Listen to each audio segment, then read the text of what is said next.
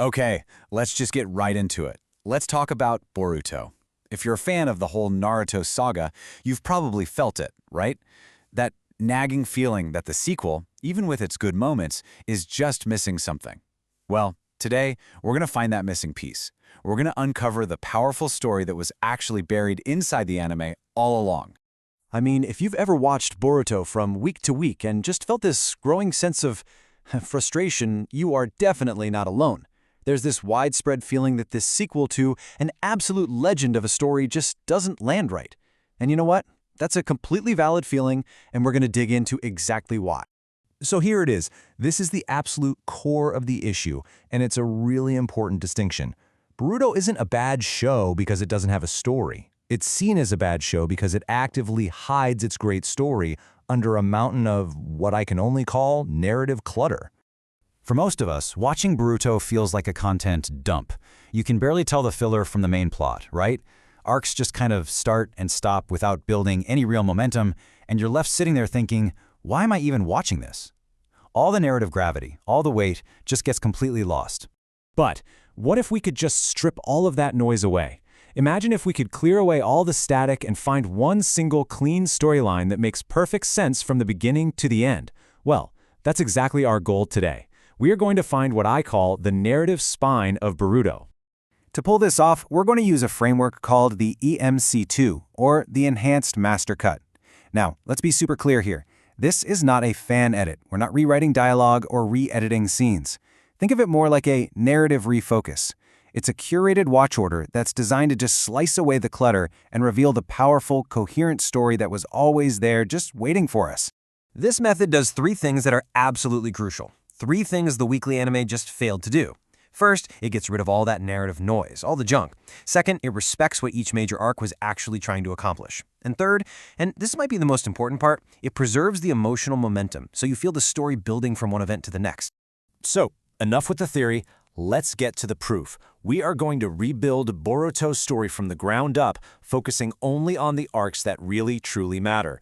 These are the pillars that hold up that narrative spine we've been talking about. This is it, right here. This is the real story of Boruto. Look at this flow. It kicks off with Momoshiki proving the Age of Legends is far from dead. Then, it finds its heart in the time travel arc, which connects Boruto to his dad's painful past. After that, the real threat starts to creep in with Kara, leading us right to Kawaki and the true cost of peace. It all builds to that devastating fight with Ishiki where an era ends. And finally, it leaves everyone to live with the consequences with the Code Invasion. When you just lay it out like this, it actually makes sense. So the journey has to start here. The Momoshiki arc is our entry point, and its #1 job is to answer the biggest question every fan had. Did Naruto and Sasuke get nerfed? The answer is a loud, definitive no. This arc sets the power ceiling and proves that their legacy is stronger than ever. The stakes are real. And this is the perfect summary of that first arc. What Momoshiki's defeat really says is that the Age of Legends isn't over. The old guys can still take on literal gods. But, and this is the key, they're not alone in that fight anymore. The new generation has just stepped into the ring. All right, now this arc. This is where the story finds its soul. The time travel arc isn't about some cool new power-up. It's about context. Boruto doesn't go back in time to train, he goes back to witness. He gets to see his dad before he was a hero, before the statues. He sees the lonely, hungry kid with that unbreakable hope. And that aligns Boruto's heart with Naruto's journey in a way that no conversation ever could. The villain here, Urashiki, isn't just random either. It's all thematic. He's a parasite who just steals power he never earned. So how is he beaten? By the combined legacy of Naruto and Jiraiya, a story built on actual suffering and genuine, hard-won strength. This is what filler is supposed to do, fill in the emotional gaps of the story. So, when you watch it in this order, you see that each arc has a crystal-clear job. Momoshiki sets the power bar. The time travel arc gives the story its emotional core. Kara introduces the real, creeping conflict. Ishiki delivers the devastating cost of victory. And Code shows us what it's like to live with the consequences. See? That's a real, coherent story. So, we've laid out all the pieces. Now let's talk about why watching it this way is so transformative.